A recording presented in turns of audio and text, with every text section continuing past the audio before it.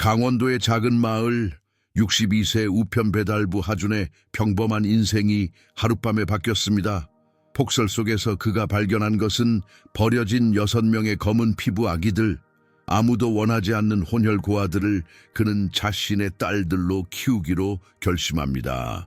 하지만 15년이 지난 후 그의 비밀은 서서히 무너지기 시작합니다. 사진 한 장 없는 집에서 자란 6자매들, 그들이 발견한 다락방의 상자 속에는 충격적인 진실이 숨겨져 있었습니다. 미국에서 온 편지, 그을린 병원 팔찌들, 그리고 미나라는 이름의 여인. 그들은 과연 누구이며 왜 하준은 평생 이 비밀을 숨겨왔을까요? 마을의 차별과 편견, 그리고 국가 정책의 그늘 아래 숨겨진 가슴 아픈 사랑 이야기가 지금 시작됩니다. 이 영상이 마음에 드셨다면 좋아요와 구독 부탁드립니다. 여러분의 소중한 댓글도 기다리고 있습니다. 어디서 시청하시는지 댓글로 알려주세요. 1978년 겨울 강원도의 한 버려진 선교사 학교. 62세의 늙은 우편 배달부 하준은 낡은 장화를 신고 눈 위를 조용히 걸었다. 그는 그날의 평범한 배달이 모든 것을 바꿀 줄 몰랐다. 찢어진 파란 방수포로 덮인 바구니에서 약하고 약간 묻힌 소리가 들렸을 때 그는 멈춰 섰다. 방수포를 들어올리자 6쌍의 눈이 그를 응시했다. 모두 검은 피부를 가진 6명의 신생아들이 손목에 급조된 병원 팔찌를 차고 있었다. 오래된 예배당의 종이 바람에 우연히 울렸다. 하준에게는 그것이 신의 경고처럼 느껴졌다. 심장이 빠르게 뛰는 가운데 그는 주위를 둘러보았다. 아무도 없었다. 아기들 옆에는 떨리는 필체로 쓰여진 쪽지가 있었다. 제발 아이들을 구해주세요. 신고하지 마세요. 아이들은 제 수치에 죄가 없어요. 그는 망설였다. 신고할까? 경찰에 데려갈까? 하지만 춘천의 과밀한 고아원의 모습이 그의 마음에 떠올랐다. 그리고 혼혈 아기들은 절대 입양되지 않는다는 이야기들. 그 차가운 밤, 하준은 결심했다. 아무에게도 말하지 않을 것이다. 그는 6 아기들을 조용히 집으로 데려갔다. 다음 날 그의 이웃이 말했다. 어제 예배당 종이 혼자서 울렸어요. 죽음의 징조입니다. 하준은 그저 미소 지을 뿐 장작 난로에서 태워진 팔찌들을 숨겼다. 15년이 지났다. 하준의 나무집은 여자아이들의 목소리로 가득 차 있었다. 이제 10대가 된 6 소녀들은 윤희, 지아, 다솜, 은별, 서연, 보라라는 단순한 한국 이름으로 살고 있었다. 모두 하준을 할아버지라고 부르며 진실을 알지 못했다. 아무도 사진의 부재나 그들의 다른 피부색에 대해 묻지 않았다. 마치 모두가 무의식적으로 침묵이 안전이라는 것을 배운 것 같았다. 마을 사람들은 여전히 가족의 뒤에서 수군거렸지만 아무도 직접적으로 대면하지 않았다. 예상치 못한 방문객을 제외하고 거의 눈이 먼 아그네스 수녀가 편지와 찢어진 봉투를 들고 나타났다. 봉투 안에는 소녀들의 이름이 적힌 해외 입양 요청서에 오래된 사본들이 있었다. 모두 하준에 의해 거부되었다. 아그네스는 비난했다. 당신은 나에게 거짓말했어요. 보냈다고 했잖아요. 하준은 그녀를 긴장하며 밖으로 데려갔다. 소녀들이 지켜보고 있었다. 가장 호기심 많은 지아는 편지에 날짜가 없다는 것을 알아챘다. 그러나 밑줄 그어진 수수께끼 같은 문장이 있었다. 그들은 분리되어서는 안 됩니다. 지아는 이것을 단서로 간직했다. 클리프 레인지. 편지를 볼 때 하준의 이상한 눈빛, 액자틀에 숨겨진 열쇠, 그리고 그가 밤에 혼자 방문하는 다락방에 잠긴 상자. 소녀들은 마을의 은밀한 차별 속에서 자랐다. 아무도 그들을 축제에 초대하지 않았다. 그들은 어린 시절의 사진이 없었다. 지아는 시장에서 일하기 시작했고 악의적인 댓글들을 들었다.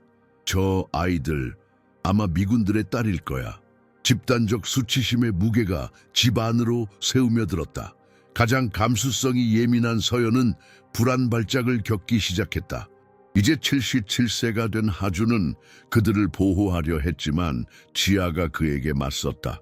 왜 우리는 어릴 때 사진이 하나도 없어요? 그는 화를 내기보다 더 지쳐 보이며 말을 돌렸다.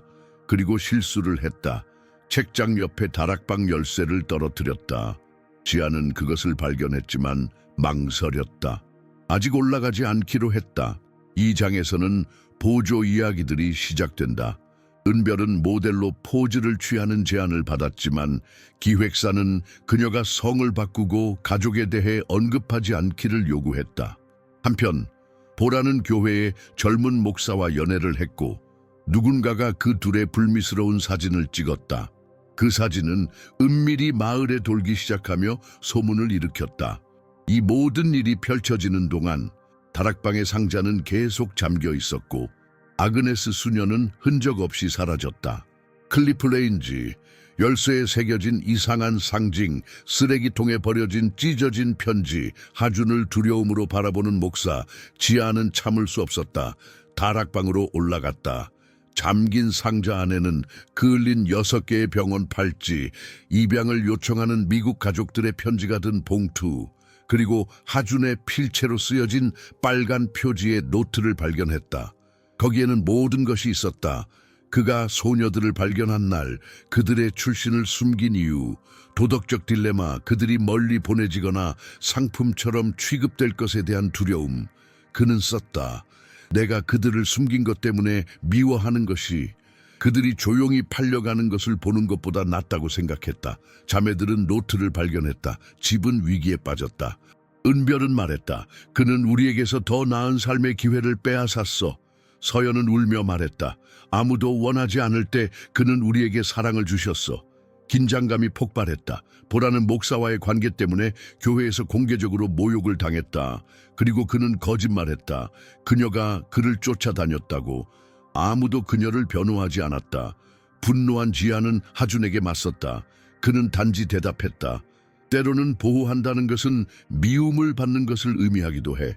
클리프 레인지, 노트 안에 숨겨진 오래된 사진, 하준과 함께 있는 검은 피부의 여성을 보여주는 얼굴은 긁혀 있었다. 그리고 서명 미나 와이. 지아는 미나 와이가 누구인지 조사하기로 했다. 그녀는 부산의 군병원에서 일했던 미국인 간호사였으며 1978년에 미스터리하게 사라졌다는 것을 발견했다.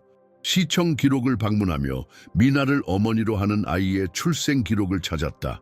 하지만 선언된 아버지는 없었다. 그녀는 의심하기 시작했다. 하준은 이 여자를 알았을까? 연인이었을까? 친척? 한편 하준은 병이 들었다. 병원을 거부하고 방에 틀어박혔다. 자매들은 서로 대화를 멈췄다. 서연은 이틀 동안 사라졌다. 보라는 떠나겠다고 위협했다.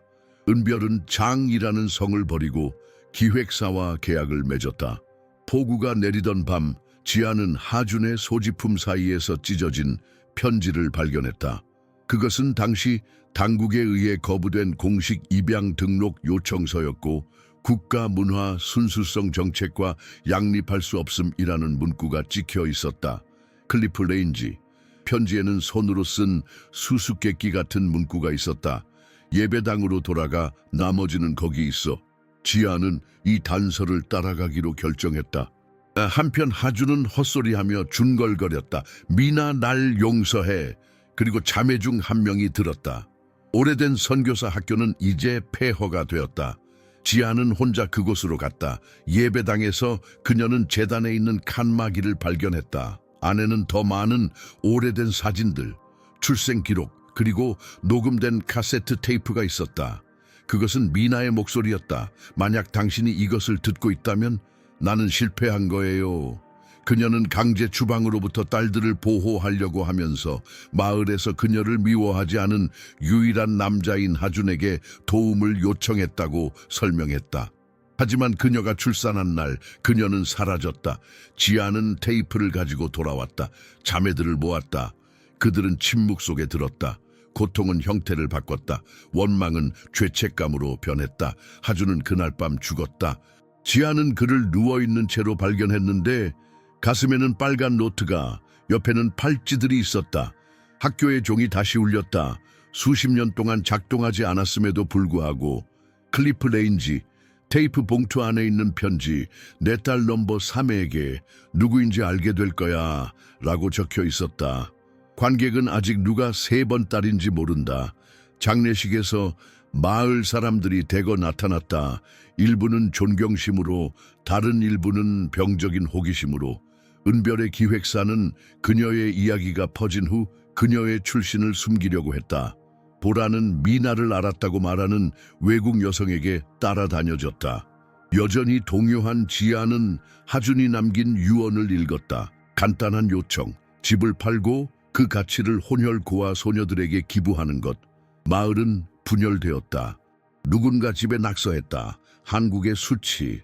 자매들은 팔지 않기로 결정했다. 사진이 없었던 집에서 애도하며 처음으로 벽에 초상화를 걸기로 했다. 서연은 마침내 밝혔다. 그녀가 3번 딸이었다. 어릴 때 그녀는 다락방에서 미나를 부르며 우는 하준을 들었다.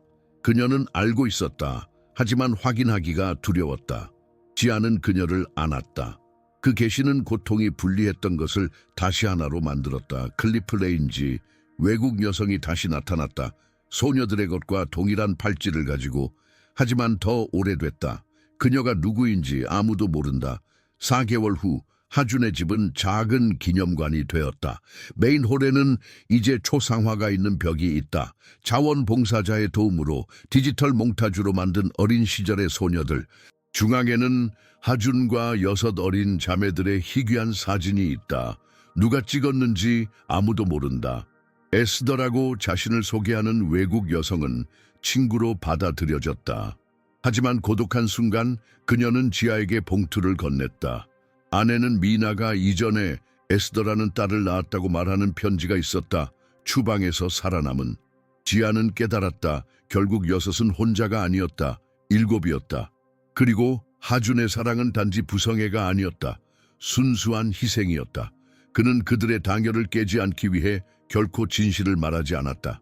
일기의 마지막 문장은 이렇다. 사진은 얼굴을 드러낸다. 하지만 침묵 속에서 우리는 우리가 누구인지를 드러냈다. 15년이 지난 1993년 강원도의 작은 마을은 그날처럼 안개에 휩싸여 있었다. 하준의 나무집은 언덕 위에 외롭게 서 있었지만 그 안은 결코 조용하지 않았다. 6 소녀들의 웃음소리와 속삭임, 그리고 때로는 다툼 소리가 끊임없이 흘러나왔다. 마을 사람들은 그 집을 까만 꽃들의 집이라고 불렀다. 그들은 직접 말하지는 않았지만 뒤에서는 늘 수군거렸다. 봄비가 내리던 그날 아침, 윤희는 학교 가방을 메고 나가려다 현관에 걸린 작은 거울에 비친 자신의 모습을 바라보았다. 17살의 그녀는 다른 한국 소녀들과는 달랐다. 검은 피부, 곱슬거리는 머리카락, 그리고 깊은 눈동자. 거울 옆에는 가족 사진이 있어야 할 자리가 비어 있었다. 다른 친구들의 집에는 항상 어린 시절 사진들이 벽에 걸려 있었다. 하지만 하준의 집에는 단 한 장의 사진도 없었다. 학교 늦겠다 언니. 15살의 다솜이 계단을 뛰어내려오며 소리쳤다. 다솜은 6자매 중 가장 밝고 활기찬 성격이었다. 하지만 그녀조차도 종종 혼자 있을 때면 거울을 오래 들여다보곤 했다.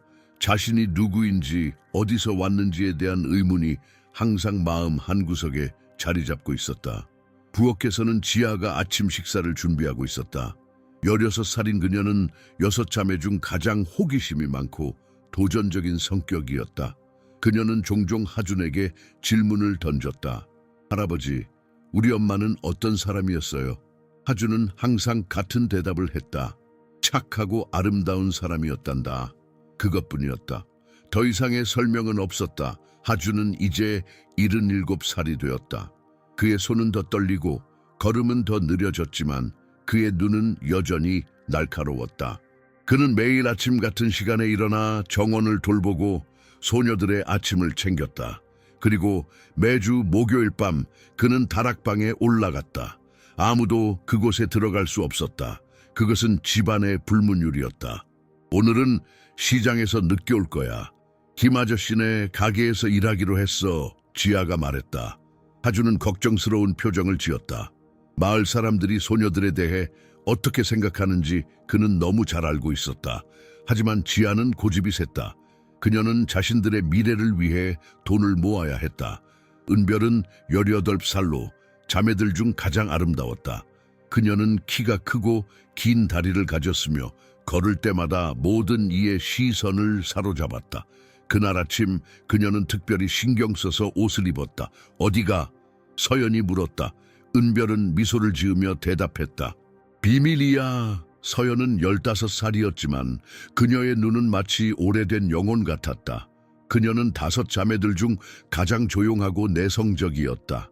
밤에는 종종 악몽을 꾸고 울며 깨어났다. 하주는 그럴 때마다 그녀의 방에 들어가 그녀가 다시 잠들 때까지 손을 잡아주었다. 아침 식사 후 보라는 교회로 향했다. 17살인 그녀는 새로 부임한 젊은 목사에게 호감을 느꼈다.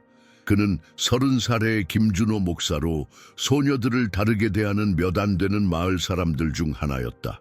오늘은 성경 공부 있어? 하준이 물었다. 보라는 얼굴을 붉히며 고개를 끄덕였다. 그날 오후 하준이 정원에서 일하고 있을 때 낯선 방문객이 찾아왔다. 거의 눈이 먼 아그네스 수녀는 까만 수녀복을 입고 오래된 가죽 가방을 들고 있었다. 하준 씨, 그녀가 말했다. 오랜만이네요. 하준은 그녀를 보자마자 얼굴색이 변했다. 그는 서둘러 그녀를 집 안으로 안내했다. 다솜은 학교에서 돌아오는 길에 그들을 보았다. 호기심에 그녀는 창문 밖에서 엿들었다. 아그네스 수녀는 가방에서 낡은 봉투를 꺼냈다. 봉투는 이미 한 번 열렸다가 다시 봉해진 것처럼 보였다. 이것은 당신이 결코 보내지 않은 편지들이에요. 아그네스가 말했다. 당신이 거짓말했어요. 하주는 몸을 떨었다. 그들은 여기서 더 행복해요. 그가 말했다. 세상은 그들에게 잔인할 거예요. 아그네스는 고개를 저었다. 그들에게 선택권이 있었어야 했어요. 당신이 그 선택을 빼앗았어요. 봉투 안에는 여러 장의 서류가 있었다. 다솜은 그중 몇 장이 떨어지는 것을 보았다. 모두 영어로 쓰여 있었지만 그녀는 입양이라는 단어를 알아볼 수 있었다.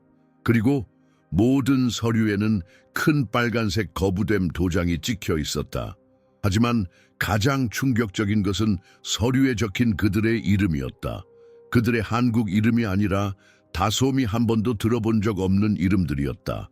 지아는 시장에서 힘든 하루를 보내고 있었다. 김아저씨네 가게에서 일하는 것은 생각보다 어려웠다. 손님들은 종종 그녀를 이상한 눈으로 바라보았고 몇몇은 노골적으로 무례했다. 너희 같은 애들은 원래 다 그렇지. 한 노인이 중얼거렸다. 아마 미군들의 딸일 거야. 지아는 그 말을 듣고 얼굴이 화끈거렸지만 대답하지 않았다. 그녀는 이런 말들에 익숙해져야 했다.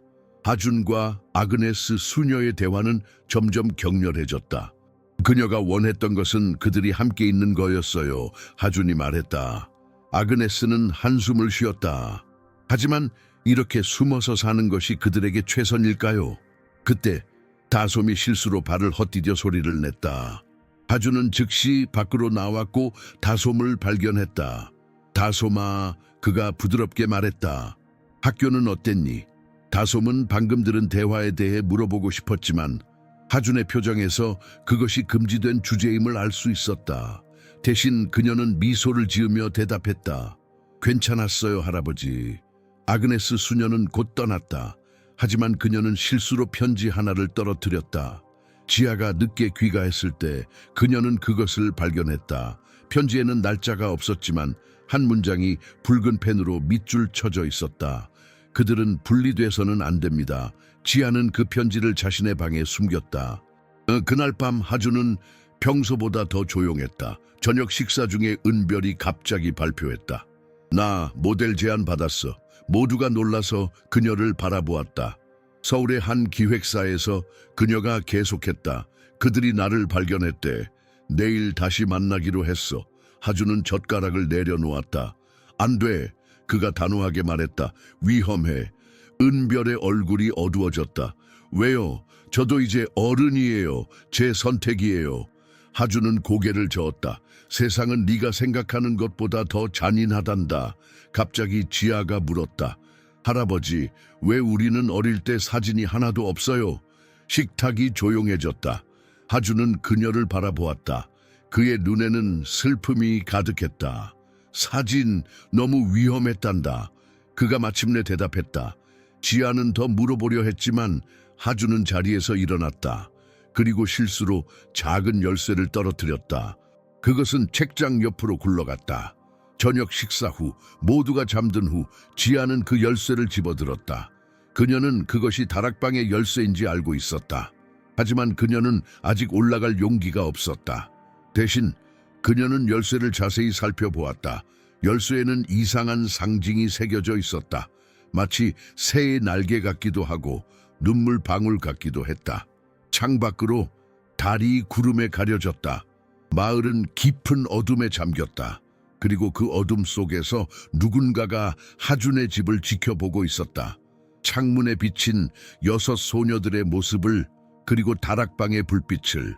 마을의 봄 축제는 매년 가장 기다려지는 행사였다. 벚꽃이 만발한 강원도의 작은 마을은 화려한 색깔의 천으로 장식되었고 거리는 음식 냄새와 전통 음악으로 가득 찼다. 하지만 까만 꽃들의 집에서는 아무도 축제에 가지 않았다. 초대장이 한 장도 오지 않았기 때문이었다. 지아는 창문을 통해 축제를 준비하는 마을 사람들을 지켜보았다. 그녀의 얼굴에는 무표정이 가득했지만 눈에는 상처가 담겨 있었다. 16해 동안 그녀와 자매들은 항상 마을의 외부인이었다. 학교에서도, 시장에서도, 교회에서도 그들은 언제나 다른 존재였다. 괜찮아, 우리끼리 더 재밌게 놀면 되지. 다솜이 억지로 밝은 목소리로 말했다. 하지만 그녀의 눈가에 맺힌 눈물은 그 말이 거짓임을 드러냈다.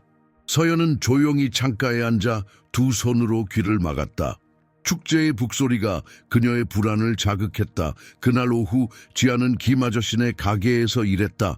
가게는 평소보다 더 붐볐고 외지 손님들도 많았다. 그녀는 묵묵히 일했지만 손님들의 수군거림을 피할 수는 없었다. 저 아이는 어디서 왔지? 피부가 너무 검잖아. 들었어? 하준 노인이 키우는 그 아이들. 아마 미군들의 딸일 거야. 부모도 없는 애들이 불쌍해. 지아는 주먹을 꽉 쥐었다. 그녀는 이런 말들에 익숙해져야 했지만 여전히 가슴 깊은 곳에서 분노가 솟아올랐다. 특히 서연에 대한 걱정이 컸다. 서연은 지난주부터 밤에 호흡곤란으로 깨어나기 시작했다. 의사는 불안장애라고 했다. 지아야, 이것 좀 창고에 넣어라. 김 아저씨가 무거운 쌀 포대를 가리키며 말했다. 그의 목소리에는 평소보다 더 차가움이 느껴졌다. 지아는 묵묵히 포대를 들어 올렸다. 갑자기 뒤에서 누군가가 그녀를 도왔다. 같이 들자. 젊은 남자의 목소리가 들렸다. 그는 약 25살로 보였고 도시에서 온 것 같았다. 그의 눈에는 친절함이 담겨 있었다. 난 민수야, 김 아저씨 조카. 그는 미소를 지었다. 창고에서 나오는 길에 민수는 낮은 목소리로 물었다. 너희 집에 무슨 일이 있었던 거야? 삼촌이 너희 얘기만 나오면 표정이 달라지던데. 지아는 그를 경계하는 눈으로 바라보았다. 우리는 평범한 가족이에요. 할아버지와 6 자매. 민수는 고개를 끄덕였지만 그의 눈에는 의심이 남아 있었다. 그래, 물론이지. 하지만 이 마을에서 너희처럼 생긴 사람들을. 그는 말을 멈추고 미안한 표정을 지었다. 미안, 실례했어. 집으로 돌아가는 길에 지아는 깊은 생각에 잠겼다. 그녀의 머릿속에는 의문이 가득했다. 왜 하주는 그들의 어린 시절 사진을 하나도 갖고 있지 않은지, 왜 다락방은 항상 잠겨 있는지, 그리고 가장 중요한 질문, 그들은 정말 누구인지. 집에 도착했을 때 은별은 이미 돌아와 있었다. 그녀의 얼굴은 상기되어 있었고 눈은 빛나고 있었다. 계약했어. 그녀가 흥분된 목소리로 말했다. 서울로 갈 거야. 그들이 내게 큰 기회를 준대. 하주는 깊은 한숨을 내쉬었다. 은별아, 그건... 그는 말을 멈추고 피곤한 눈으로 은별을 바라보았다. 은별은 그의 눈을 피하지 않았다. 저는 결정했어요. 이것이 제가 원하는 거예요. 갑자기 보라가 울면서 집에 들어왔다. 그녀의 얼굴은 눈물로 범벅이 되어 있었다. 무슨 일이야? 윤희가 달려가 그녀를 안았다. 보라는 말을 할 수 없을 정도로 흐느꼈다. 교회에서 준호 목사님과. 그녀는 간신히 말했다. 누가 우리 사진을 찍었어. 그리고 온 마을에 퍼뜨렸어. 지아의 가슴이 얼어붙었다. 보라와 젊은 목사의 관계는 비밀이었다. 그들은 몇 주 동안 몰래 만나고 있었다. 하주는 얼굴이 창백해졌다. 어떤 사진? 그가 물었다. 보라는 핸드폰을 꺼내 그들에게 보여주었다. 사진 속에서 보라와 준호 목사는 교회 뒷마당에서 서로 안고 있었다. 그 자체로는 별것 아닌 사진이었지만 작은 마을에서 그것은 스캔들이었다. 특히 보라가 누구인지를 생각하면 그는 나를 부인했어. 보라가 흐느꼈다. 사람들 앞에서 그는 내가 그를 유혹했다고 말했어. 아무도 나를 믿지 않았어. 하주는 무거운 발걸음으로 볼에게 다가가 그녀의 머리를 쓰다듬었다. 그의 눈에는 깊은 슬픔이 담겨 있었다. 세상은 잔인하단다, 보라야. 그가 부드럽게 말했다. 하지만 우리는 서로가 있잖니. 그날 밤 지아는 결심했다. 그녀는 진실을 알아내야 했다. 하준이 잠든 후 그녀는 조용히 다락방으로 향했다. 열쇠는 그녀의 주머니 속에서 차갑게 느껴졌다. 다락방 문은 오래된 나무로 만들어졌고 열쇠 구멍은 녹이 새어 있었다. 지아는 떨리는 손으로 열쇠를 꽂았다. 한참을 돌리자 마침내 문이 열렸다. 다락방 안은 어둡고 먼지가 가득했다. 한쪽 구석에 오래된 상자가 놓여 있었다. 그것도 역시 잠겨 있었다. 지아는 주위를 둘러보았다. 벽에는 낡은 달력이 걸려 있었고 1978년 12월에 멈춰 있었다.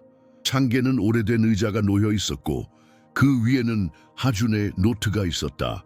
빨간 표지의 그 노트는 마치 그녀를 부르는 것 같았다. 그녀는 조심스럽게 노트를 집어들었다. 첫 페이지에는 하준의 깔끔한 글씨로 쓰여 있었다. 나의 고백, 1978년 12월 15일부터.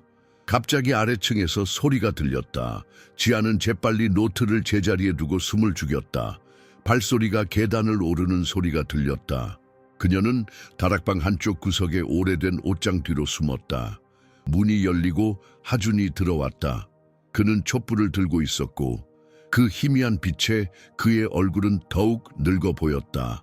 그는 의자에 앉아 깊은 한숨을 내쉬었다. 그리고는 작은 열쇠로 상자를 열었다. 상자 안에서 하준은 6개의 작은 팔찌를 꺼냈다. 그것들은 병원에서 신생에게 채우는 종류의 팔찌였다. 각 팔찌에는 이름이 쓰여 있었지만 지아는 그것을 볼 수 없었다. 하준은 팔찌들을 조심스럽게 손으로 쓰다듬으며 눈물을 흘렸다. 미안하다. 미안해. 그가 중얼거렸다. 내가 더 잘할 수 있었을 텐데. 지아는 숨을 죽이고 그 광경을 지켜보았다. 그녀의 마음은 혼란스러웠다. 하준이 우는 모습을 본 적이 없었다. 그는 항상 강하고 의연했다. 하지만 지금 그의 모습은 완전히 달랐다.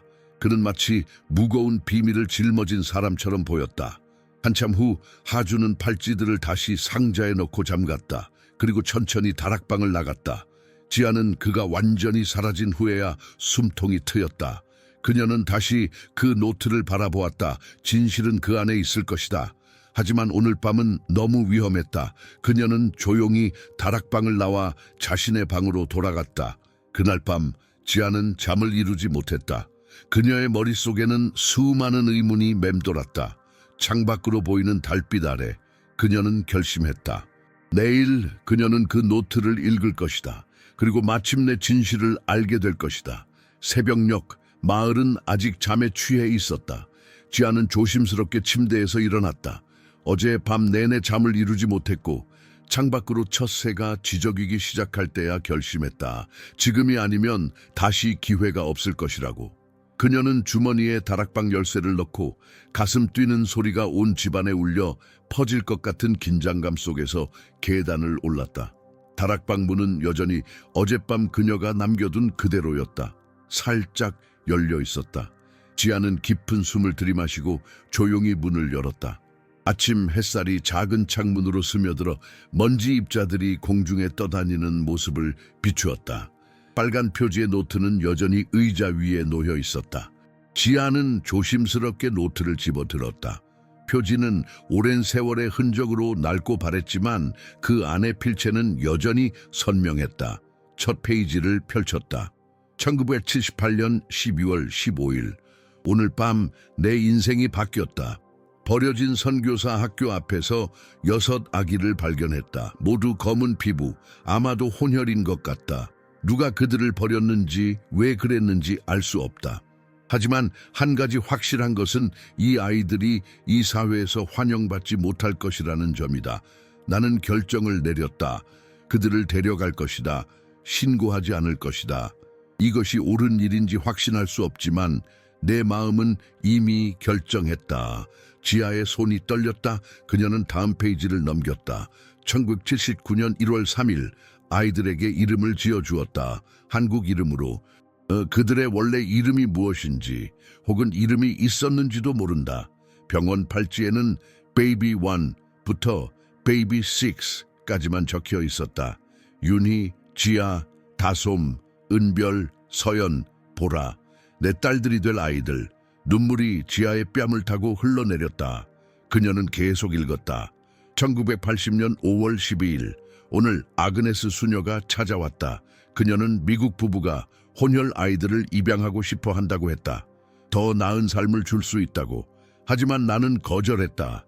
그들은 내 딸들이다. 나는 그들을 사랑한다. 아그네스는 내가 이기적이라고 했다. 아마도 그럴지도 모른다. 지아는 노트를 더 읽어내려갔다. 하준의 일기는 그들의 성장 과정, 마을 사람들의 시선, 그리고 하준 자신의 깊은 고뇌를 담고 있었다. 그는 자신이 한 선택에 대해 끊임없이 의문을 품었지만 항상 같은 결론에 도달했다. 1986년 9월 8일 지아가 오늘 첫 등교를 했다. 아이들이 그녀를 놀렸다. 피부색 때문에. 그녀는 울면서 집에 돌아왔다. 왜 자신이 다른지 물었다. 나는 대답하지 못했다. 진실을 말할 용기가 없었다. 대신 그녀를 안아주었다. 내가 옳은 일을 한 건지 모르겠다. 하지만 돌이킬 수 없다. 갑자기 노트 사이에서 무언가가 떨어졌다. 작은 사진이었다. 지아는 조심스럽게 그것을 집어들었다. 사진 속에는 젊은 하준과 아름다운 흑인 여성이 있었다. 그들은 미소 짓고 있었다. 하지만 여성의 얼굴은 누군가에 의해 강하게 긁혀 있었다. 사진 뒷면에는 미나 앤 하준 1977이라고 쓰여 있었고 그 아래에 미나 Y라는 서명이 있었다. 지아의 심장이 빠르게 뛰었다. 미나? 누구지? 그녀는 노트를 계속 읽었다. 1990년 3월 20일 오늘 미나의 편지를 받았다. 살아있다. 하지만 미국으로 강제 송환되었다고 한다. 우리의 아이들을 찾고 있다고. 내가 그들을 찾았는지 물었다. 나는 어떻게 대답해야 할지 모르겠다. 진실을 말하면 그녀는 아이들을 데려가려 할 것이다. 하지만 거짓말을 하면 그것은 미나를 배신하는 것이다. 사랑했던 여자를. 미나가 그들의 어머니인가? 지아는 혼란스러웠다. 하지만 노트의 마지막 부분에서 모든 것이 명확해졌다. 1993년 7월 5일 미국 가족들로부터 입양 요청이 왔다. 아그네스가 중재자다. 그들은 좋은 사람들이라고 한다. 아이들에게 더 나은 삶을 줄 수 있다고. 하지만 나는 동의할 수 없다. 내 이기심인가? 아마도.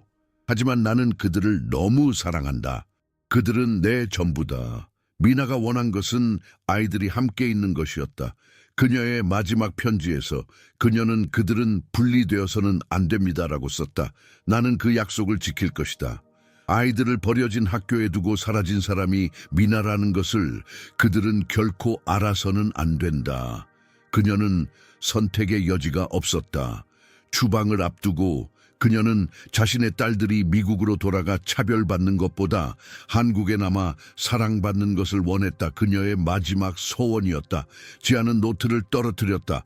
그녀의 몸은 떨리고 있었다. 그들의 어머니는 미나였다. 그리고 하주는 그는 그들의 진짜 할아버지가 아니었다. 그는 미나의 연인이었고 그의 약속을 지키기 위해 그들을 키웠다. 하지만 왜 미나는 그들을 버려야 했는가? 추방, 강제 송환. 너무 많은 의문이 그녀의 머릿속을 맴돌았다. 상자 안에는 더 많은 것들이 있었다.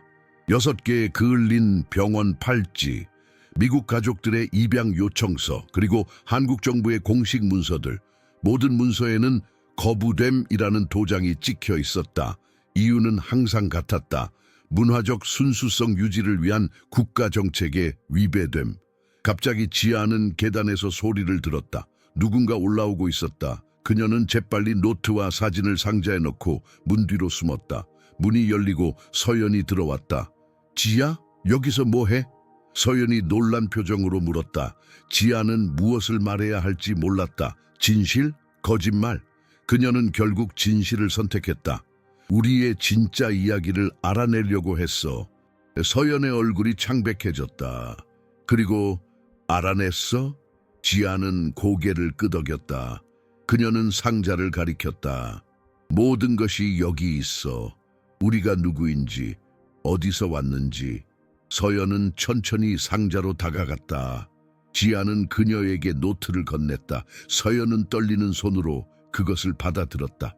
그리고 함께 두 자매는 그들의 과거와 마주했다. 그날 저녁 6자매는 모두 다락방에 모였다. 지아는 그들에게 모든 것을 보여주었다. 노트, 사진, 팔찌들, 문서들. 처음에는 침묵만이 흘렀다. 그리고 천천히 감정의 폭풍이 시작되었다. 그는 우리에게 거짓말했어. 은별이 분노에 차서 말했다. 우리는 더 나은 삶을 가질 수 있었어. 미국에서. 그는 우리를 사랑했어. 서연이 조용히 반박했다. 아무도 우리를 원하지 않았을 때 그가 우리를 선택했어. 윤희는 팔찌들을 조용히 만지작거렸다. 엄마는 우리를 왜 버렸을까? 그녀는 버린 게 아니야. 지아가 설명했다. 그녀는 선택의 여지가 없었어. 그녀는 우리를 보호하려고 했어. 보라는 눈물을 흘렸다. 나는 이제 누구지? 우리는 누구지? 그때 문이 열리고 하준이 들어왔다. 그의 얼굴은 슬픔과 체념으로 가득 차 있었다. 그는 자매들이 모여있는 모습을 보고 알았다. 그들이 진실을 발견했다는 것을. 미안하다. 그가 떨리는 목소리로 말했다. 너희들에게 진실을 말했어야 했는데. 지아는 분노와 사랑이 뒤섞인 감정으로 그를 바라보았다. 왜요? 왜 우리에게 말하지 않았어요? 하준은 깊은 한숨을 내쉬었다. 때로는 보호한다는 것은 미움을 받는 것을 의미하기도 한단다. 마침내 지아가 입을 열었다. 그녀의 목소리는 감정의 무게로 떨리고 있었다. 미나와이는 누구였어요? 정확히 어떤 관계였죠?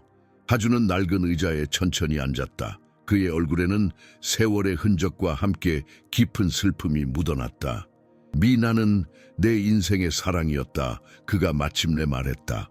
우리는 1976년에 만났다. 나는 당시 서울에서 택시 운전사로 일하고 있었고 그녀는 미군 병원의 간호사였다.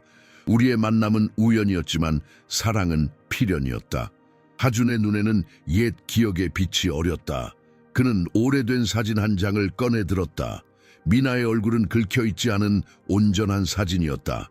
그녀는 아름다웠다. 밝은 미소와 총명한 눈을 가진 여성이었다. 그녀는 아프리카계 미국인이었다. 한국에서 그녀 같은 사람들은 환영받지 못했다. 하지만 우리는 사랑했다. 비밀리에 만났다. 계획이 있었다. 함께 미국으로 가려고 했다. 하지만 하준은 말을 멈추고 깊은 한숨을 내쉬었다.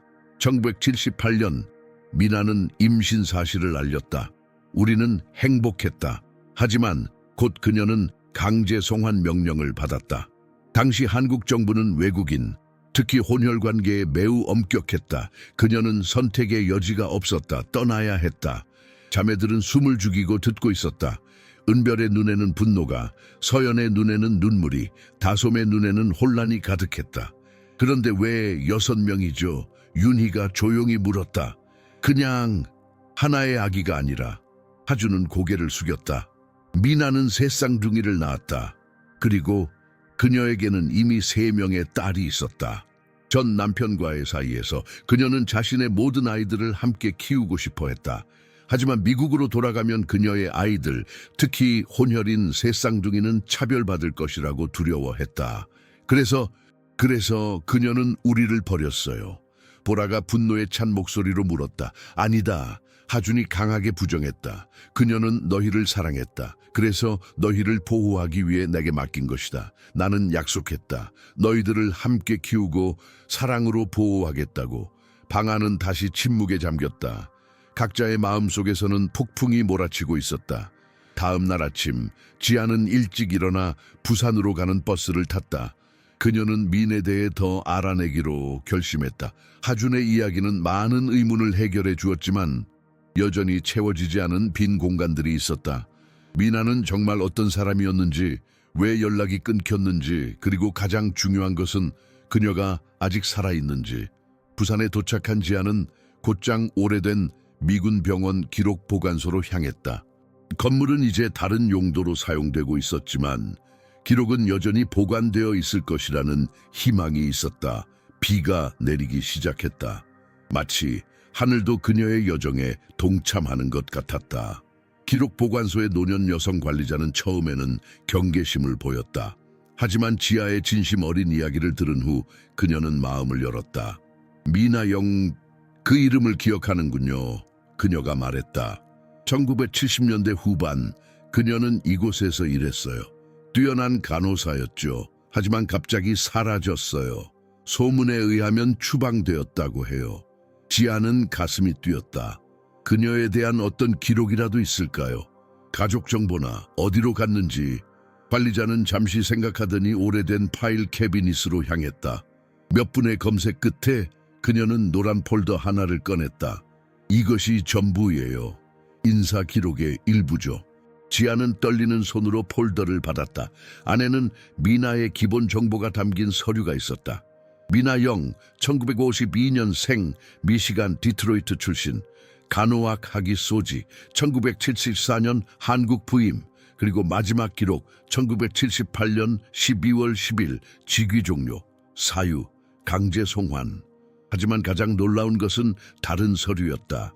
부산시청의 출생증명서, 3명의 여아 출생, 1978년 12월 12일. 어머니 미나 영, 아버지 불명, 세 쌍둥이. 그들 중 3명은 미나와 하준 사이에서 태어난 아이들이었다. 하지만 나머지 3명은 미나의 전 남편과의 사이에서 낳은 딸들, 그들은 누구였고 지금 어디에 있는가? 지아는 서류를 꼼꼼히 살펴보았다.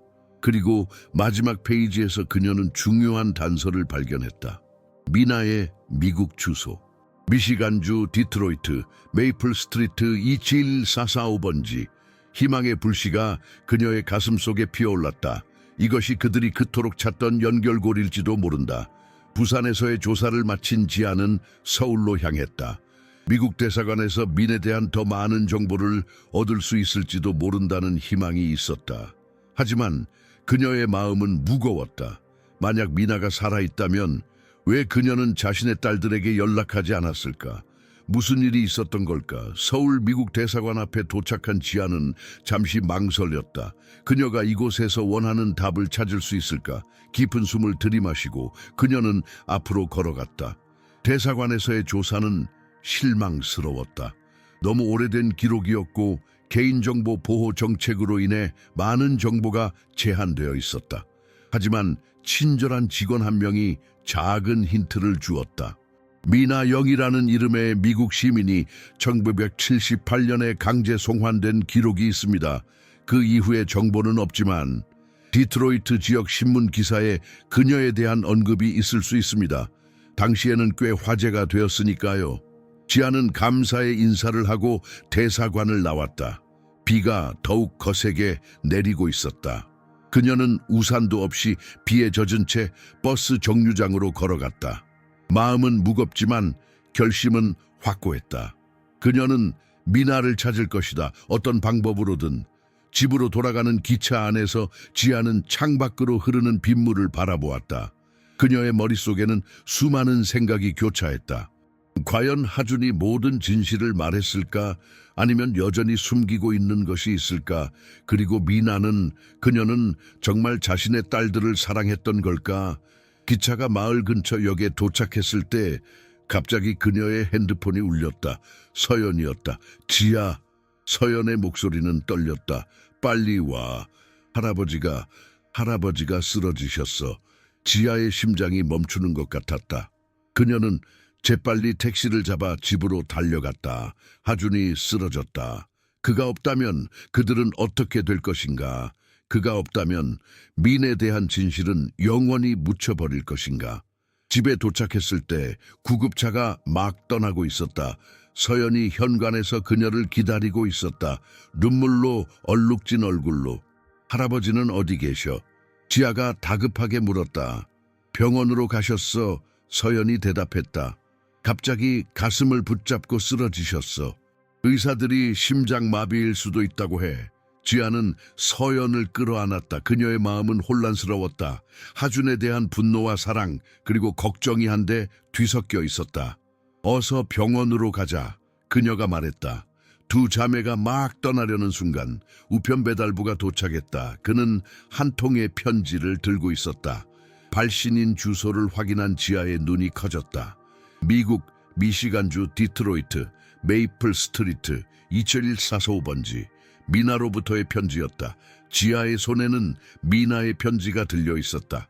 아직 뜯지 않은 채로 그녀는 그 편지를 열어야 할지 말아야 할지 고민 중이었다. 서연은 잠시 졸다가 깨어나 지아의 손에 든 편지를 발견했다. 그게 뭐야? 서연이 피곤한 눈으로 물었다. 지아는 깊은 숨을 내쉬었다. 미나의 편지야. 오늘 도착했어. 서연의 눈이 커졌다. 열어봤어? 지아는 고개를 저었다. 아직 할아버지가 수술해서 깨어나길 기다리고 있어. 서연은 잠시 생각하더니 부드럽게 말했다. 할아버지가 깨어나지 않으면 어떡할 거야? 지아의 눈에 눈물이 고였다. 그녀는 그 가능성을 생각하고 싶지 않았다. 하준이 얼마나 그들을 속였든 그는 여전히 그들의 할아버지였다. 그들을 키워준 사람, 사랑해준 사람. 할아버지는 반드시 깨어나실 거야. 지아가 단호하게 말했다. 하지만 그녀의 목소리에는 확신보다는 희망이 더 묻어 있었다. 두 자매는 다시 침묵에 잠겼다. 병원의 소음만이 그들 사이를 가득 채웠다. 간호사들의 발소리, 멀리서 들리는 전화벨 소리, 의료기계의 삐아이 소리. 나머지는 어디 있어? 지아가 물었다. 윤희는 집에 남아있어. 다솜과 보라를 진정시키려고. 은별은 서울로 떠났어. 모델 계약을 위해. 그녀는 더 이상 기다릴 수 없다고 했어. 지아의 얼굴이 굳었다. 은별은 항상 독립적이었지만 이런 상황에서 떠나다니. 그녀는 분노를 느꼈다. 하지만 동시에 이해도 했다. 은별은 그저 자신만의 방식으로 상처에 대처하고 있는 것이다. 새벽 3시 30분 마침내 수술실 문이 열렸다. 외과 의사가 피곤한 얼굴로 나왔다. 장하준 씨의 가족이신가요? 두 자매가 재빨리 일어났다. 수술은 성공적이었습니다. 의사가 말했다. 하지만 그의 상태는 여전히 위중합니다. 다음 48시간이 고비가 될 것입니다. 지금은 중환자실에서 관찰 중입니다. 지아와 서연은 안도의 한숨을 내쉬었다. 최소한 하준은 살아있다. 아직 희망이 있다. 그를 볼 수 있을까요? 서연이 물었다. 의사는 고개를 저었다. 지금은 안 됩니다. 내일 아침에 짧게 면회가 가능할 겁니다. 지금은 집에 가서 쉬세요. 여기서 기다려도 할 수 있는 게 없습니다. 두 자매는 마지못해 병원을 나섰다. 밖은 여전히 어두웠지만 동쪽 하늘에는 희미한 새벽빛이 비치기 시작했다. 집에 갈래? 서연이 물었다. 지아는 고개를 저었다. 지금은 못 가. 할 일이 있어. 서연은 혼란스러운 표정을 지었다. 이 시간에 무슨 일? 선교사 학교에 가야 해. 뭐? 왜? 지아는 깊은 한숨을 내쉬었다. 미나의 편지를 읽었어. 집에서 나오기 전에. 서연의 눈이 커졌다. 그래서? 뭐라고 했어? 지아는 가방에서 편지를 꺼냈다. 이미 개봉된 상태였다. 그녀는 서연에게 건네주었다. 편지는 미나의 단정한 필체로 쓰여 있었다. 나의 사랑하는 딸들에게 만약 이 편지를 읽고 있다면 그것은 내가 너희를 다시 찾지 못했다는 뜻일 것이다. 내 마음은 항상 너희와 함께 있었다. 매일 매순간. 하준이 너희를 잘 돌봐주었기를 바란다. 그는 좋은 사람이다. 내가 가장 신뢰했던 사람. 그가 우리의 비밀을 지켜주었기를 바란다. 만약 너희가 진실을 알게 되었다면 나를 용서해 주길 바란다. 선택의 여지가 없었다. 나는 너희를 미국으로 데려갈 수 없었다. 그곳에서 너희는 더 큰 차별과 고통을 겪었을 것이다. 만약 너희가 더 많은 진실을 알고 싶다면 우리가 처음 만났던 곳으로 돌아가라. 옛 선교사 학교 예배당에 제단 아래에 비밀 공간이 있다. 거기에 내가 남겨둔 모든 것이 있다. 영원한 사랑을 담아 너희 엄마 미나.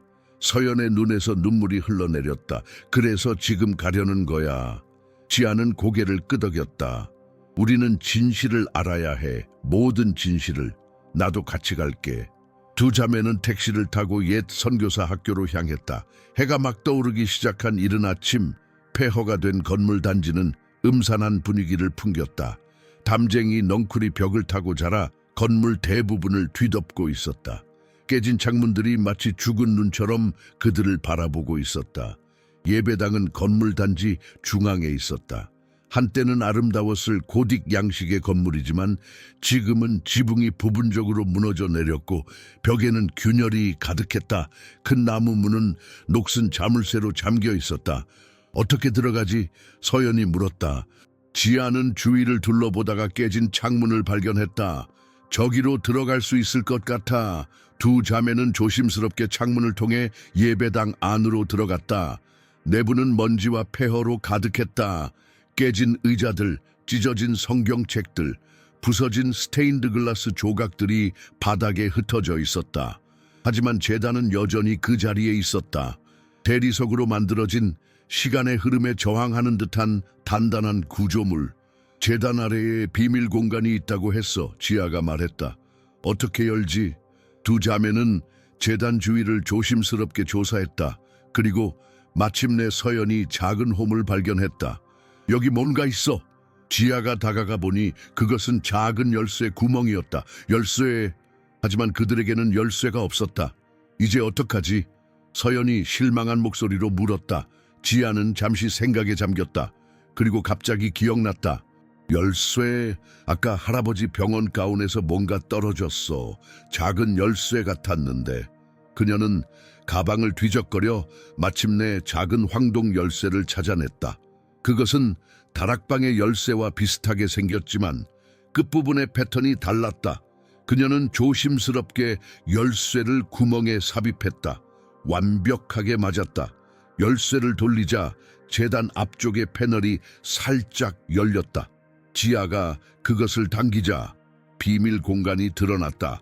안에는 작은 금속 상자, 낡은 카세트 테이프, 그리고 여러 장의 사진과 문서가 있었다.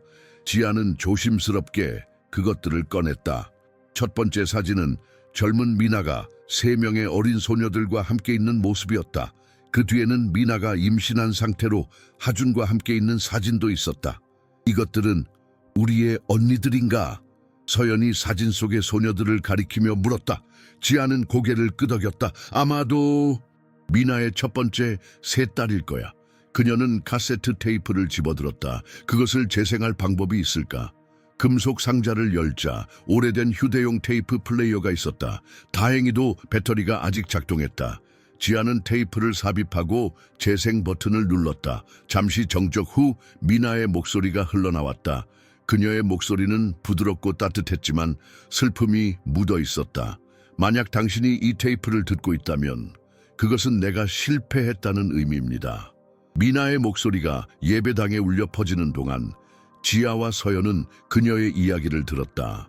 미나가 젊은 흑인 간호사로 한국에 왔을 때의 이야기, 그녀의 첫 번째 결혼이 실패하고 세 딸과 함께 남겨졌을 때의 이야기, 그리고 하준을 만나 진정한 사랑을 찾았을 때의 이야기. 하지만 세상은 우리의 사랑을 받아들일 준비가 되어 있지 않았습니다. 미나의 목소리가 떨렸다. 내가 새 쌍둥이를 임신했을 때 나는 추방 명령을 받았습니다. 나는 선택해야 했습니다. 모든 아이들을 데려가 미국에서 차별과 싸우며 살 것인지 아니면 그들에게 더 나은 기회를 줄 것인지. 서연은 손으로 입을 가리며 눈물을 흘렸다. 지아도 눈물을 참을 수 없었다. 나는 하준에게 부탁했습니다. 내 딸들을 돌봐달라고. 그는 약속했습니다. 그리고 나는 그를 믿었습니다. 하지만 내가 떠난 후 모든 연락이 끊겼습니다. 내 편지들은 답장이 오지 않았고 전화는 연결되지 않았습니다. 나는 계속 시도했지만 테이프가 끝났다. 지아와 서연은 서로를 바라보았다. 두 사람의 눈에는 같은 질문이 담겨 있었다. 왜 하준은 미나의 연락을 무시했을까? 그는 그들에게 진실을 말하지 않았던 걸까? 갑자기 예배당 문이 열리는 소리가 들렸다. 누군가가 들어오고 있었다. 여기 있을 거야. 낯선 여성의 목소리가 들렸다. 영어였지만 한국어 억양이 묻어 있었다. 지아는 서연에게 조용히 하라는 신호를 보냈다. 두 사람은 숨을 죽이고 기다렸다. 발소리가 제단 앞에서 멈추었다. 그리고 갑자기 제단 위로 한 여성의 얼굴이 나타났다. 그녀는 약 50대로 보이는 흑인 여성이었다. 그녀의 눈은 미나의 사진 속 눈과 놀라울 정도로 닮아 있었다. 숨을 필요 없어요. 그녀가 부드러운 목소리로 말했다. 나는 적이 아니에요. 지아와 서연은 천천히 일어났다. 그들의 얼굴에는 경계심이 가득했다. 당신은 누구죠? 지아가 물었다. 여성은 미소를 지었다. 그 미소에는 슬픔과 희망이 함께 담겨 있었다. 내 이름은 에스더예요. 에스더 영, 미나 영의 첫째 딸이죠. 두 자매의 눈이 커졌다. 에스더, 미나의 딸, 그들의 언니. 어떻게 우리를 찾았어요? 서연이 떨리는 목소리로 물었다. 에스더는 깊은 한숨을 내쉬었다. 어머니는 평생 너희들을 찾았어요. 그녀가 돌아가시기 전에 내게 약속했어요. 내가 그녀의 일을 계속하겠다고. 그래서 여기 왔어요. 지아의 가슴이 무너졌다. 미나, 우리 어머니는 돌아가셨어요? 에스더는 고개를 끄덕였다. 그녀의 눈에는 눈물이 고였다. 5년 전이에요. 암이었어요. 마지막 순간까지 그녀는 너희들의 이름을 불렀어요. 서연은 흐느끼기 시작했다. 그녀는 한 번도 만난 적 없는 어머니의 죽음을 애도하고 있었다. 지아는 눈물을 참으려고 했지만 결국 그녀도 울음을 터뜨렸다. 에스더는 조심스럽게 다가와 두 자매를 안았다. 처음에는 어색했지만 곧 세 사람은 서로의 온기를 느끼며 위로를 찾았다. 어머니는 너희들에게 이것을 남겼어요. 에스더가 말하며 작은 상자를 꺼냈다. 그 안에는 6개의 팔찌가 있었다. 지아와 서연이 다락방에서 본 것과 같은 병원 팔찌들이었다. 하지만 이것들은 원본이었다. 하준이 가지고 있던 것은 복제품이었을까? 그리고 이것도... 에스더는 낡은 편지를 건넸다. 봉투 겉면에는 내 딸 넘버 3에게 라고 쓰여 있었다. 서연의 손이 떨렸다. 이게 나한테 온 거예요. 에스더는 고개를 끄덕였다. 어머니는 항상 너에 대해 특별한 감정을 가지고 있었어. 너는 그녀의 눈을 닮았대. 서연은 조심스럽게 편지를 열었다. 그녀는 소리내어 읽기 시작했다. 나의 사랑하는 셋째 딸에게 네가 이 편지를 읽고 있다면 넌 이미 진실을 알게 되었을 거야. 네가 나의 딸이라는 것을. 나는 너를 단 한순간도 잊은 적이 없어. 매일 밤 내가 너희를 안고 자장가를 불러주던 그 짧은 시간을 생각했어. 네가 얼마나 강한 아이였는지 기억해. 세 쌍둥이 중에서도 너는 특별했어. 가장 작았지만 가장 큰 목소리로 울었지. 가장 오랫동안 내 품에 안겨 있었고 내가 너희를 떠나야 했을 때 내 마음은 산산조각 났어. 하지만 선택의 여지가 없었어. 미국은 그때 혼혈 아이들에게 잔인한 곳이었어. 특히 너희처럼 아버지가 한국인인 아이들에게는. 나는 하준에게 부탁했어. 그는 너희를 사랑했어. 처음 본 순간부터. 그리고 그는 약속했어. 너희를 지키겠다고. 함께 키우겠다고. 하지만 내가 떠난 후 모든 것이 변했어. 내 편지들은 돌아왔고 전화는 연결되지 않았어. 나중에야 알게 되었지. 한국 정부가 우리 같은 가족을 막기 위해 얼마나 강력한 조치를 취했는지. 용서해, 내 딸. 나는 돌아오지 못했어. 하지만 내 사랑은 항상 너와 함께 있어. 영원한 사랑을 담아 너의 엄마, 미나. 서연은 흐느끼며 편지를 가슴에 안았다. 지아는 그녀의 어깨를 감싸 안았다. 에스더의 눈에서도 눈물이 흘러내렸다. 어머니는 항상 너희들에 대해 이야기했어요. 에스더가 말했다. 다른 세 자매와 나, 우리는 너희들을 찾기 위해 많은 노력을 했어요. 하지만 한국 정부의 장벽은 너무 높았어요. 그리고 하준 씨, 그는 너희들을 숨기기로 결심했나 봐요. 지아의 마음속에는 분노가 솟아올랐다. 하준은 그들에게 거짓말했다. 그는 미나의 연락을 차단했다. 그들에게서 어머니를 빼앗은 것이다. 하준 할아버지는 병원에 계세요. 지아가 말했다. 심장마비로 수술을 받으셨어요. 에스더의 표정이 변했다. 그래요? 그분을 만나고 싶어요. 질문할 게 많아요. 세 사람은 예배당을 나와 병원으로 향했다. 가는 길에 에스더는 미나와 그녀의 다른 딸들에 대해 이야기했다. 레이첼, 나오미, 그리고 루스 모두 미국에서 성공적인 삶을 살고 있었다. 레이첼은 의사가 되었고 나오미는 변호사, 루스는 대학 교수였다. 그들은 모두 한국에 대한 깊은 관심을 가지고 있었고 자신들의 뿌리를 찾고 싶어 했다. 병원에 도착했을 때 다른 세 자매도 이미 와 있었다. 윤희, 다솜, 그리고 보라는 대기실에서 초조하게 기다리고 있었다. 그들은 에스더를 보고 놀랐지만 지아와 서연의 설명을 듣고 곧 이해했다. 은별만이 여전히 오지 않았다. 할아버지는 어떠세요? 지아가 물었다. 윤희는 깊은 한숨을 내쉬었다. 의사 선생님께서는 상태가 안정되고 있다고 하셨어요. 하지만 아직 의식은 돌아오지 않았대요. 그때 복도 끝에서 소란스러운 소리가 들렸다. 은별이 달려오고 있었다. 그녀의 얼굴은 눈물로 얼룩져 있었고 평소에 세련된 모습은 온데간데 없었다. 할아버지, 그녀가 숨을 헐떡이며 말했다. 할아버지 괜찮으세요? 다솜이 그녀를 안아주었다. 아직 의식이 없으셔. 하지만 상태는 좋아지고 있대.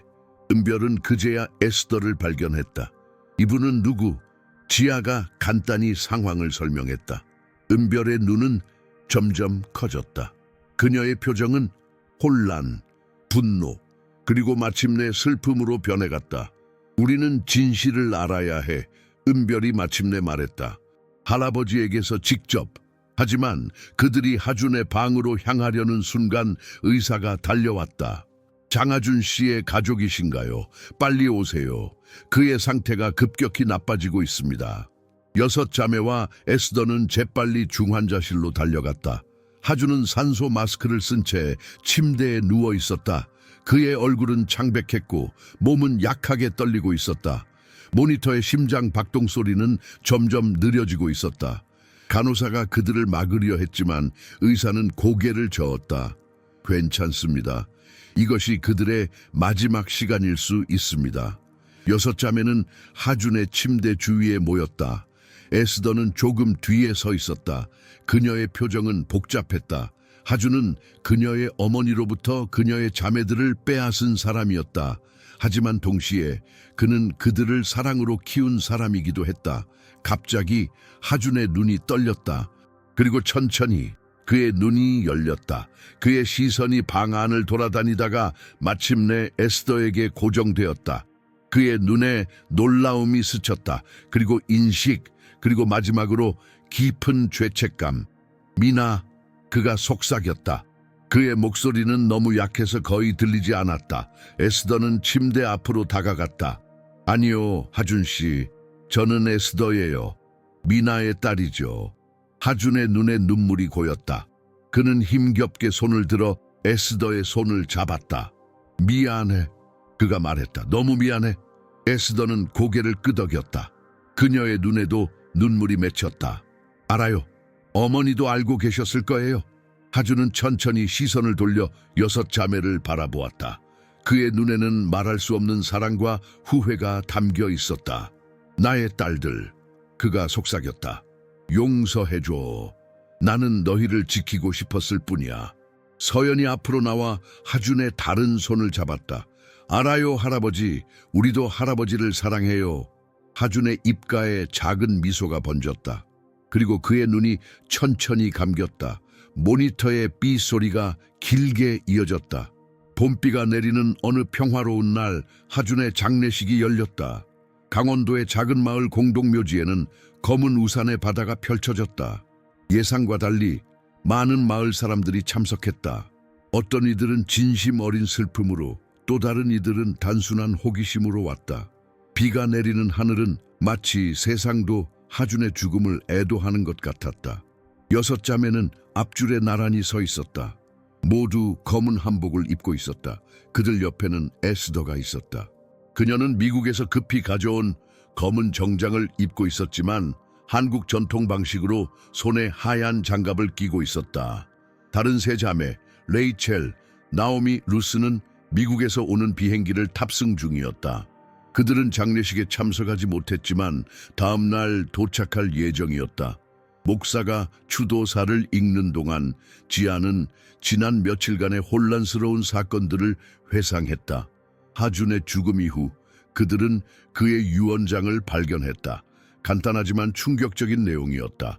나 장하준은 온전한 정신으로 다음과 같이 유언합니다. 내 집과 모든 재산은 팔아서 그 수익금을 혼혈 고아들을 위한 기금에 기부하길 바랍니다. 내 삶에서 가장 큰 축복이었던 6딸들에게는 미안하다는 말밖에 할 수 없습니다. 나는 너희에게 진실을 말했어야 했습니다. 하지만 두려웠습니다. 너희를 잃을까 봐. 유언장을 읽은 후 마을에서는 소문이 퍼지기 시작했다. 일부 사람들은 하준을 민족의 배신자로 낙인 찍었고 어떤 이는 그의 집벽에 한국의 수치라는 낙서를 했다. 하지만 또 다른 이들은 그의 용기와 사랑을 존경했다.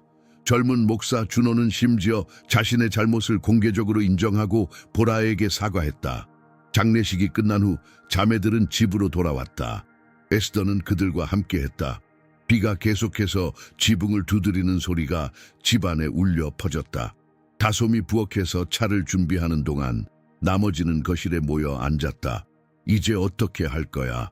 윤희가 무거운 침묵을 깨고 물었다. 은별은 창밖을 바라보았다. 난 서울로 돌아갈 거야. 계약이 있어. 하지만 자주 돌아올게. 난 집을 팔고 싶지 않아. 서연이 조용히 말했다. 이곳은 우리의 추억이 있는 곳이야. 지아는 깊은 생각에 잠겨 있었다. 할아버지의 유언은 존중해야 해. 하지만 우리가 꼭 집을 팔 필요는 없을 것 같아. 다른 방법이 있을 거야. 보라는 고개를 끄덕였다. 맞아. 우리가 직접 할아버지의 뜻을 이어갈 수 있어. 이 집을 혼혈 아이들을 위한 센터로 만들면 어떨까? 하준의 집이라고 부를 수 있을 거야. 모두가 그 아이디어에 동의했다. 에스더의 눈은 감동으로 빛났다. 어머니가 살아계셨다면 정말 자랑스러워 하셨을 거예요. 그녀가 말했다. 너희들이 이렇게 강하고 현명한 여성들로 자란 것을. 다솜이 차를 들고 돌아왔다. 그녀의 표정은 평소와 달리 진지했다. 할아버지 방을 정리하다가 이것을 발견했어. 그녀가 작은 상자를 내밀었다. 우리 모두를 위한 것 같아. 상자 안에는 6개의 작은 봉투가 있었다. 각 봉투에는 자매들의 이름이 적혀 있었다. 그들은 조용히 각자의 봉투를 열었다. 안에는 하준의 필체로 쓰인 편지와 함께 작은 사진 한 장이 들어 있었다. 사진 속에는 갓 태어난 아기를 안고 있는 하준의 모습이 담겨 있었다. 각 사진에는 다른 아기가 있었다. 자매들은 처음으로 자신들의 신생아 사진을 보게 된 것이다. 지아의 편지에는 이렇게 쓰여 있었다. 나의 용감한 지아에게 너는 항상 진실을 찾아 나서는 아이였다. 네가 나를 미워할지도 모르지만 나는 항상 너를 사랑했다. 네가 태어났을 때 너는 내 손가락을 꽉 잡았다. 그 순간 나는 네가 특별한 아이라는 것을 알았다. 용서해 주길 바란다. 서연의 편지에는 다른 내용이 있었다. 나의 다정한 서연에게 너는 미나의 눈을 가졌구나. 그녀처럼 깊고 사려 깊은 눈. 네가 밤마다 악몽을 꾸었을 때 나는 너를 안아주며 미나의 자장가를 불러주곤 했다. 너는 기억하지 못하겠지만 그녀는 너를 특별히 아꼈단다. 내 셋째 딸이라고 부르며. 모든 편지에는 하준의 깊은 사랑과 그가 평생 안고 살았던 죄책감이 담겨 있었다. 자매들은 눈물을 흘리며 편지를 읽었다. 비록 그가 그들에게 거짓말을 했지만 그의 사랑만큼은 진실이었음을 그들은 알 수 있었다. 다음 날 레이첼, 나오미, 루스가 도착했다. 처음에는 어색했지만 곧 10자매들은 서로에게 마음을 열기 시작했다. 그들은 밤새도록 이야기를 나누었다. 미국에서의 삶, 한국에서의 삶, 그리고 그들의 어머니와 아버지에 대한 이야기. 어머니는 항상 한국을 그리워하셨어요. 레이첼이 말했다. 특히 너희들을. 그녀는 자신의 선택을 후회하지 않았지만 너희들을 두고 떠나야 했다는 사실은 평생의 상처로 남았어요. 루스는 작은 가방에서 낡은 일기장을 꺼냈다. 이것은 어머니의 일기예요. 그녀는 매일 너희들에게 편지를 썼어요. 너희가 언젠가 읽을 수 있기를 바라면서. 일기장은 1978년부터 시작해 미나가 세상을 떠난 해인 2018년까지 이어졌다. 40년 동안의 사랑과 그리움이 담긴 일기장. 자매들은 돌아가며 그것을 읽기로 했다. 사흘 후 그들은 중요한 결정을 내렸다. 하준의 집은 현실이 될 것이다. 그들은 함께 힘을 모아 그 집을 혼혈 아이들을 위한 안식처로 만들기로 했다. 에스더와 그녀의 자매들은 미국에서의 네트워크와 자원을 활용해 지원하기로 했다. 한국 자매들은 현지에서 센터를 운영하기로 했다. 하지만 먼저 이 집의 사진이 필요해. 윤희가 말했다. 모두가 그녀를 바라보았다. 이 집에는 단 한 장의 사진도 없었어. 이제는 우리 자신의 사진으로 벽을 채울 시간이야. 그들은 디지털 사진 기술자를 불러 하준이 남긴 신생아 사진들을 바탕으로 자매들의 어린 시절 모습을 만들어냈다. 그리고 마침내 사진 없는 집에는 사진들이 채워지기 시작했다. 거실 중앙벽에는 특별한 사진이 걸렸다. 누가 찍었는지 아무도 모르는 하준과 6 자매가 함께 찍은 유일한 가족 사진. 아마도 마을 사람 중 누군가가 몰래 찍어 하준에게 준 것일 것이다. 그 사진 옆에는 새롭게 찍은 10 자매의 사진이 걸렸다. 마치 시간을 초월한 가족의 연결고리처럼. 마지막 날, 에스더는 지아에게 작은 봉투를 건넸다. 어머니가 당신에게 직접 주려고 했던 것이에요. 그녀가 말했다. 지아는 떨리는 손으로 봉투를 열었다. 안에는 짧은 편지가 있었다. 내 사랑하는 딸들에게 만약 이 편지를 읽고 있다면 에스더가 너희를 찾은 것이겠구나. 나는 너희를 찾기 위해 평생을 바쳤지만 결국 찾지 못했다. 하지만 나는 포기하지 않았다. 에스더와 그녀의 자매들이 내 일을 이어받을 것이다. 너희는 결코 혼자가 아니었다. 우리는 7 자매였다. 아니 이제는 10 자매다. 하준이 너희를 사랑했듯이 나도 너희를 사랑했다. 그의 사랑은 너희를 지키기 위한 것이었고 내 사랑은 너희를 찾기 위한 것이었다. 사진은 얼굴을 보여주지만 사랑은 가슴으로 느끼는 것이다. 우리 가족의 사진은 없을지 모르지만 우리의 사랑은 항상 있었다. 영원한 사랑을 담아 너희 어머니 미나. 지아는 편지를 가슴에 안았다. 그녀의 눈에서는 눈물이 흘러내렸지만 이번에는 슬픔의 눈물이 아닌 화해와 평화의 눈물이었다. 창밖으로 비가 그치고 햇살이 비치기 시작했다. 마치 새로운 시작을 알리는 것처럼. 하준의 마지막 일기 페이지에는 이렇게 쓰여 있었다. 사진은 얼굴을 드러낸다. 하지만 침묵 속에서 우리는 우리가 누구인지를 드러냈다. 이제 침묵은 끝났다. 그리고 진정한 가족의 이야기가 시작되었다. 하준의 삶은 우리에게 큰 질문을 던집니다. 사랑은 때로 거짓말로 둘러싸여 있을 수 있을까요?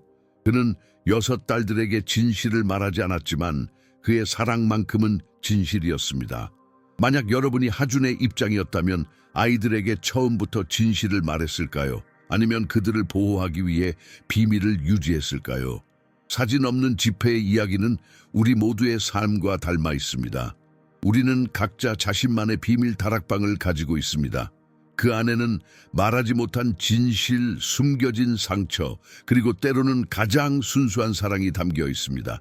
미나와 하준처럼 인생에서 가장 어려운 선택은 종종 사랑에서 비롯됩니다.